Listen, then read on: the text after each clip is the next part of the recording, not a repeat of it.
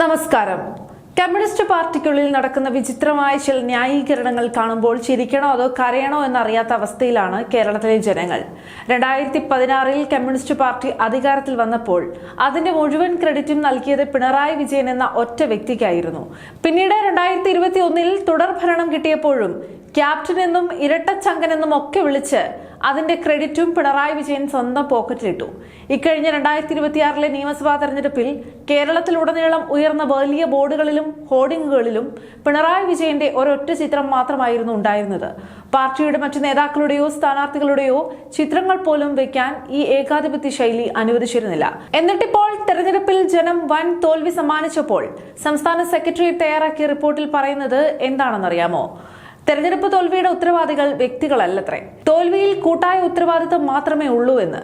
ജയിച്ചാൽ അതിന്റെ ക്രെഡിറ്റ് മുഴുവൻ ക്യാപ്റ്റന്, തോറ്റാൽ അതിന്റെ പഴി അണികൾക്കും ജാതി സമവാക്യങ്ങൾക്കും.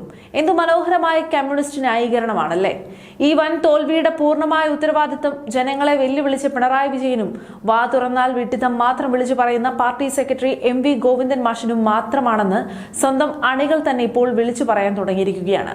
പിണറായി വിജയനെ പോലെ തന്നെ ഈ പ്രസ്ഥാനത്തെ ഇന്ന് കാണുന്ന പതനത്തിലേക്ക് എത്തിച്ചതിൽ തുല്യ പങ്കുള്ള വ്യക്തിയാണ് party secretary MV Govindan.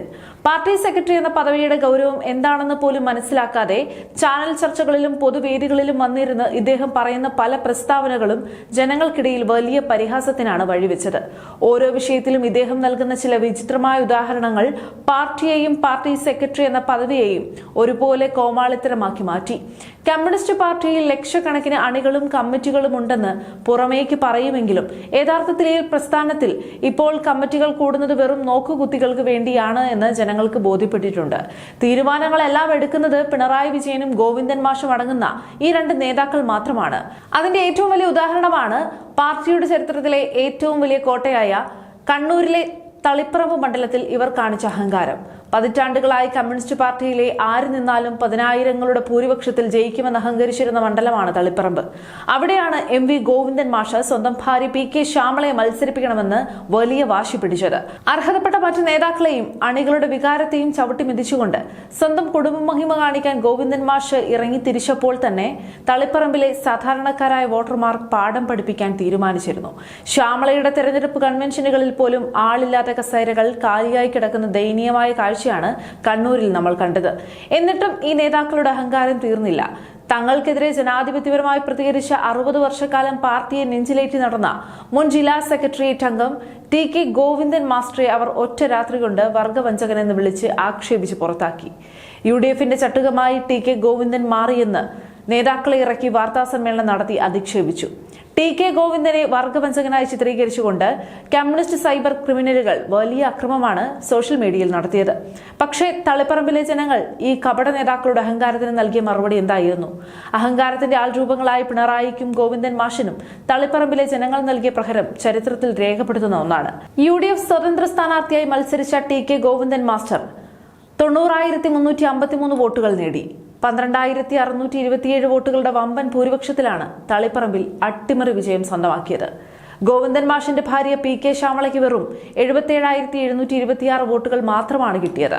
Communist കോട്ടയിൽ സാധാരണക്കാരനായ ഒരു നേതാവിനെ വർഗവഞ്ചകൻ എന്ന് വിളിച്ച് വേട്ടയാടിയവർക്ക് ജനങ്ങൾ നൽകിയ തിരിച്ചടി കമ്മ്യൂണിസ്റ്റ് ഏകാധിപത്യത്തിന്റെ തകർച്ചയുടെ തുടക്കമാണ്. എന്നിട്ടും ഇപ്പോഴും സംസ്ഥാന സമിതി യോഗങ്ങളിലിരുന്ന് തോൽവിയുടെ കാരണം ജാതി സമവാക്യങ്ങളാണെന്ന് പറഞ്ഞ് ഒളിച്ചോടാൻ നോക്കുന്ന പിണറായിയും ഗോവിന്ദൻ മാഷും ജനങ്ങളെ വീണ്ടും പരിഹസിക്കുകയാണ്. സ്വന്തം തെറ്റുകൾ തിരുത്താനോ നേതൃമാറ്റത്തിന് തയ്യാറാകാനോ താല്പര്യമില്ലാതെ ഈ രണ്ട് നേതാക്കൾ ചേർന്ന് പാർട്ടിയെ പൂർണ്ണമായ നാശത്തിലേക്കാണ് എത്തിച്ചിരിക്കുന്നത്. UDFന്റെയും കോൺഗ്രസിന്റെയും സുതാര്യമായ ജനപക്ഷ രാഷ്ട്രീയത്തിന് മുന്നിൽ കമ്മ്യൂണിസ്റ്റ് കോട്ടകൾ ഒന്നായി തകർന്നടിയുമ്പോൾ ഈ രണ്ട് നേതാക്കളെയും ജനങ്ങൾ ഇനിയും പുച്ഛിച്ചു തള്ളുകയുള്ളൂ. ജയത്തിന്റെ ക്രെഡിറ്റ് മുഴുവൻ ക്യാപ്റ്റന്റെ പോക്കറ്റിലിടുകയും 2026 ജനങ്ങൾ തിരിച്ചടി നൽകിയപ്പോൾ അത് കൂട്ടായ ഉത്തരവാദിത്തമാണെന്ന് പറയുകയും ചെയ്യുന്ന പിണറായി വിജയന്റെയും ഗോവിന്ദൻ മാഷിന്റെയും ഇരട്ടത്താപ്പ് തികച്ചും പരിഹാസ്യമാണ്. സ്വന്തം ഭാര്യയെ തളിപ്പറമ്പിൽ മത്സരിപ്പിക്കാൻ ഗോവിന്ദൻ മാഷ് കാണിച്ച കുടുംബമഹിമയ്ക്കും അഹങ്കാരത്തിനും വർഷങ്ങളോളം പാർട്ടിക്ക് വേണ്ടി ജീവിച്ച ടി.കെ. ഗോവിന്ദൻ മാസ്റ്ററെ വർഗവഞ്ചകനെന്ന് വിളിച്ച് ആക്ഷേപിച്ചതിനും തളിപ്പറമ്പിലെ ജനങ്ങൾ കൃത്യമായ മറുപടി നൽകി കഴിഞ്ഞു. 12,000-ൽ പരം വോട്ടിന്റെ ഭൂരിപക്ഷത്തിൽ ടി.കെ. ഗോവിന്ദൻ മാസ്റ്റർ വിജയിച്ചു കയറിയപ്പോൾ തകർന്നടിഞ്ഞത് കമ്മ്യൂണിസ്റ്റ് പാർട്ടിയുടെ ഉരുക്കുകോട്ട മാത്രമല്ല, മറിച്ച് പിണറായിയുടെയും ഗോവിന്ദൻ മാഷിന്റെയും ഏകാധിപത്യം കൂടിയാണ്. വാ തുറന്നാൽ വിഡ്ഢിത്തം മാത്രം പറയുന്ന സെക്രട്ടറിയെയും ജനങ്ങളെ വെല്ലുവിളിക്കുന്ന പ്രതിപക്ഷ നേതാവിനെയും കേരളത്തിലെ വോട്ടർമാർ പൂർണ്ണമായും തള്ളിക്കഴിഞ്ഞു എന്ന് ഇനിയെങ്കിലും മനസ്സിലാക്കുന്നത് നന്നായിരിക്കും.